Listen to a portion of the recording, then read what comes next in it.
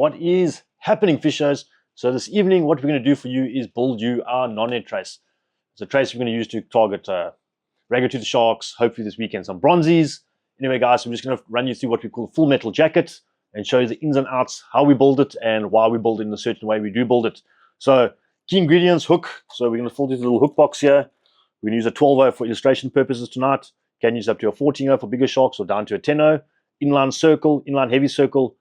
My number one choice, BKK, for all my non-ed fishing. Then, of course, we're going to need some good quality leader wire, guys. Fishmate bring out a brilliant product. I like to use the 7x7. What that means is 7 strands woven with 7 times. So you pretty much got 49 strands of wire. Nice and supple, easier to tie your knots and things like that with. So that's my preferred brand and my preferred type of wire they do. They do a lot of different wires, guys, and a lot of wires in the market. Just that's the brand I like to use. Third, not but least, the easy way out, a nice little sliding swivel. It does come in a lot handier than using beads and a smaller swivel. And a nice big, strong Japanese power swivel. Try to get a bearing swivel or some sort of power swivel, crane swivel. Make sure you've got a nice strong swivel for all your connections. That's what you're going to need from that side. You're going to need a lighter. Very good pair of side cutters. You want to cut your wire, you're nice and clean off the end. Pair of pliers and a pair of scissors, guys. So that's how we start. So let's get cracking. So you pretty much, most of your wire comes in 10 meters in a roll. I'm not a guy that likes wasting. So if you take 10 meters, I pretty much cut my thing up into 6 even pieces. I get 6 full metal jackets out of a 10-meter roll. I don't like wasting a little bit of wire. This stuff is a bit pricey.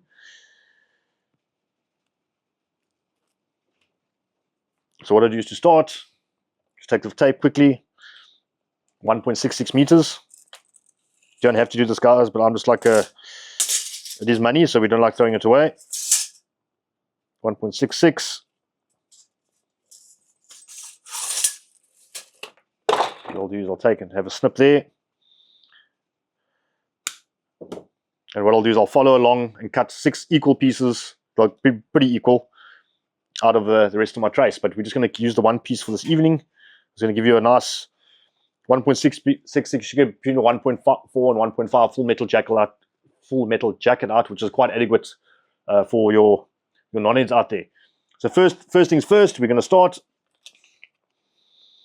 The reason why we're in Pops' garage, excuse the mess, Pops was a bit devastated that his garage was so messy, but he has got a big project underway. He's a very busy man. So we've just kindly pushed his stuff to the side. But we need the use of his vise. So what we do, obviously start with the normal snell knot, guys, in the front of the hook. Hold it down. Keep some nice in action. 2, 3, 4, 5, 6. I like to go 7 times. Is a bit of overkill for wire. Just the way I always do it though. In the front door, and you go out the back door. You go through there, we'll pull up tight. Get some nice tension on there. And then what I do is I put the hook into the vise. Make sure it's nice and quite firmly down. Not too much tension, just to keep a nice little bit of tension. Take a lighter. Get that nice plastic coating on the wire. Just to slightly melt. And then just tension it up. A little bit of saliva on the fingers. It's what you don't burn yourself, guys. It does get quite hot. It's not fun when you do burn yourself. We've worked out how by now when it's not hot and not hot enough. That's just going to seal your knot off there. Keep it nice and you'll see how nice and sealed the knot is off there. From there, next step.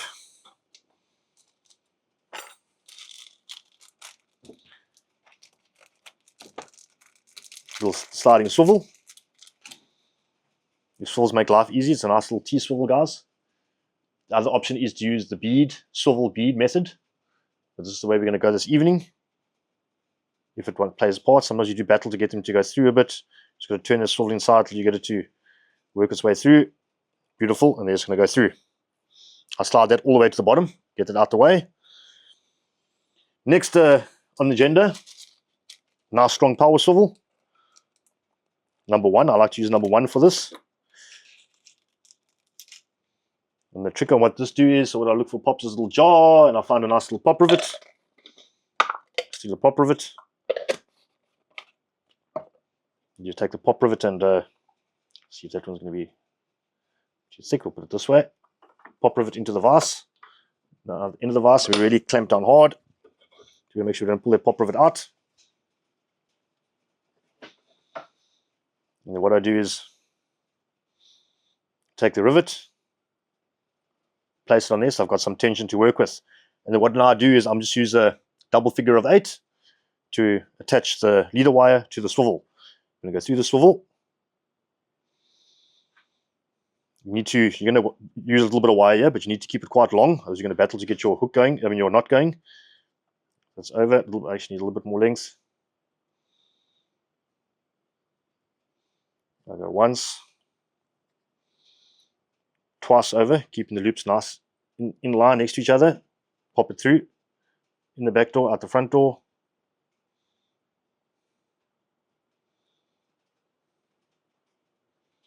What we're going to do is we're going to slowly just pull left, right, left, right, left, right. I don't want to pull the knot too tight too quickly. You end up kinking your wire. We just slowly work it. It does jump over like that sometimes, so just get that out the way. We're going to slowly work it, guys. Slowly, no rush. And you should seat in there now. I'm going to give it a nice little pull. And you seated quite nice. What I'm going to do is I'm going to keep tension on the main line. The tag end, I'm going to twist.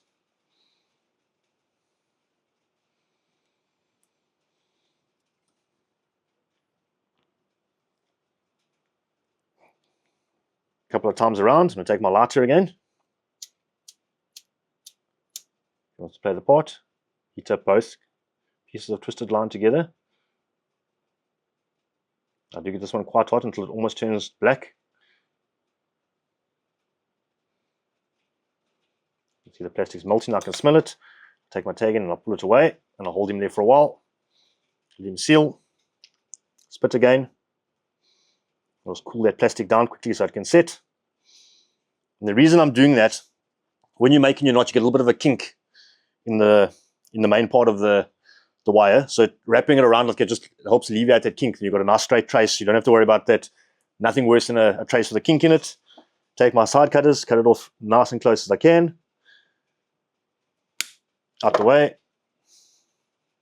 You can go one step further and put a pretty heat shrink on, guys. I don't worry about it. I don't think it's very necessary. You have a nice clean knot, super strong knot there. And we got probably to my chin. The chin's 1.5 meters, so we've got about a 1.450 meter trace, which is adequate. And what we're going to do is, second most vital part, make sure you take that sliding swivel, slide it back down to the swivel first, because what we're going to do, we're going to put a stopper in the line. And I've myself even often make the mistake, I forget to push the swivel down, and I'll put the stopper in the line, and I've got my sliding swivel in the bottom part of the trace, and then I've got a problem. It needs to be on the top part of the trace. What you want to do, quite a key ingredient, once this thing wants to behave here, is make sure the bite part of the trace is always shorter than the leader part of the trace. So I like to keep it quite a bit shorter. Probably somewhere about there. So what it does happen is, if you're pretty much a sink will be attached there, so if that does wash around, you do get a bit of a misbite to the shark or whatever's coming through, toothfish coming through, and it bites. It's not biting through your main line, it's biting into the trace. So it's gonna alleviate those mishookups and break-offs a lot better. So I pretty much got my spot there, guys. What I'm gonna do is just give it a little kink so I know where it is. Okay. So what we do, we've got a little clinch spot there, guys. I'm gonna do the easy way out, figure of 8.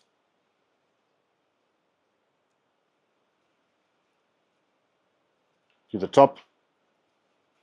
I'm just going to seal a little knot, make sure it lines up into that.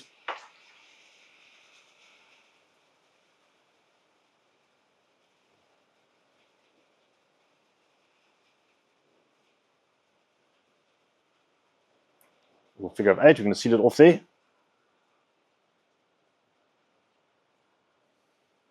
Okay, guys, a lot of you guys are going to say, yeah, putting a knot in the wire could weaken the wire. Yes, to an extent, if you're fishing 100-pound wire and maybe 80-pound braid, I wouldn't suggest it, but we are fishing pretty much 50-pound braid with, I think we're sitting at 180-pound wire here, so that's not going to affect your braid will snap long before the leader snaps. Even with that, it won't decrease the strength of the leader to that extent, I promise you. If they've had any breakoffs like that, some of the guys do wrap a bit of line around, put a stop in like that, or put a crimp. I don't like crimps. Figure of 8 knot doesn't put too much pressure on the wire, and it does work beautifully. So there we have it, guys. Nice sliding swivel, the sinker line, nice short little bite trace in the front. I don't like to keep it too long. I like to keep my bait quite close to my sinker, fishing for non-heads, especially the lazier fish out there. The raggies and things like that don't want to be swimming after your bait all over the place. So you keep it quite nice and pinned to where the anchor point is. Anyway, guys, it's a quick one. So hope it was informative and hope it helps you build some bulletproof full metal jackets and get some good sharks or non-heads. Anyway, guys, till next time, cheers.